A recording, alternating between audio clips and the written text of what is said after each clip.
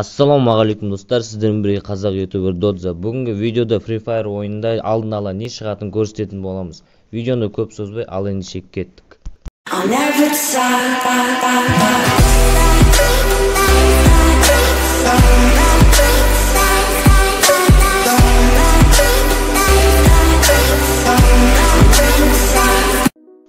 Осындай керемет скин шығатын болады. Стенаға бұны қалай алуға болады? Бұны елетный пропуска перед заказға немесе перед пополнение алмазға шығатын болады. Күтіңіздер, алдағы уақытта шығады. Тағы да осындай стенаға скин шығатын болады. Бұл да перед заказға немесе перед пополнение алмазға шығатын болады. Күтіңіздер. Жаңа скин отты катана. Бұл катана оружейный лутбокстан немесе пополнение алмаздан шығатын болады. Ал міне көріп тұрғандарыңызда оружейный лутбокста осындай оружиеға жаңа скин шығатын болады. Бұл біздің тілмен айтқанда Ан-94 Петух.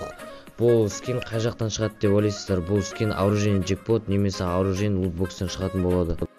Және де X8-ға жаңадан скин шығатын болады. Бұл скинде оружейный джекпот немесе оружейный лутбокстан шығатын болады. Жаңа скин АК-47-ге бұл оружейный джекпоттан немесе оружейный лутбокстан шығады. АК драконнан мықты емес шығар енді. Және де бұрында рейтингте болған оружиеға скин шығатын болады. Бұл скин қайықтан шығатынын білмеймін әзірше. Бүгінге ең соңғы жаңалығымыз Спасқа жаңа скин шығатын болады. Бұл Спастың скин оружейный джекпоттан немесе оружейный лутбокстан шығады. Күтіңіздер.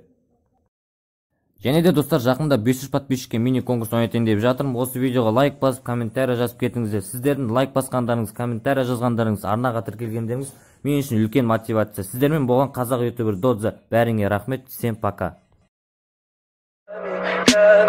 Tell me pretty lies, look me in the face, tell me that you love me, even if it's fake.